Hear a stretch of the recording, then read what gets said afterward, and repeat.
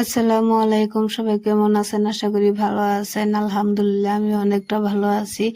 এটা কি বানিয়েছেন দেখেন, দেখার পর যদি ভালো লাগে লাইক কমেন্ট শেয়ার করে পাশে থাকবেন। প্রথমে আমি নিয়েছি দুটা টস বিস্কুট দুটা ভালো করে ফাঁকি করে, তারপর দুটা ডিম ভালো করে ফাটিয়ে নিলাম। তারপর নিয়ে নিলাম কর্নফ্লাওয়ার না থাকলে আপনারা ময়দা বা এই যে চালের গুঁড়ো নিয়ে নেবেন। তারপর আমি এখানে হলুদ, মরিচ, লবণ, জিরার ফাঁকি দিয়ে ভালো করে মিক্স করে এখন এই যে নিয়েছি আসল হলো কলা, কাঁচা কলা গোনা এইভাবে কেটে নেবেন, যে যেরকম কেটে নিতে পারেন। আমি এইভাবে কেটে নিয়েছি।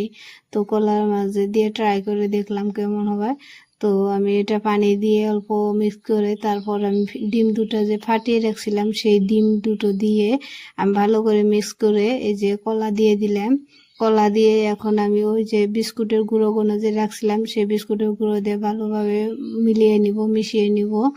মিশিয়ে নেওয়া হয়ে গেছে। তো অল্প তেলে এটা ভাজা হয়ে যায়।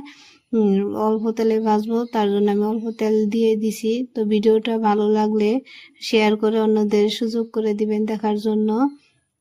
দেখেন অনেকটাই ক্রিস্পি হয়ে আসছে, কালারটা চেঞ্জ হয়ে আসছে। তে কালারটা চেঞ্জ হয়ে যাওয়ার পরে যে উঠিয়ে নিব আমি। দেখেন কতটা লোভনীয় হয়েছে। এটা আপনারা সস দিয়েও খেতে পারেন, যার যেরকম ইচ্ছে সেরকমই খেতে পারবেন।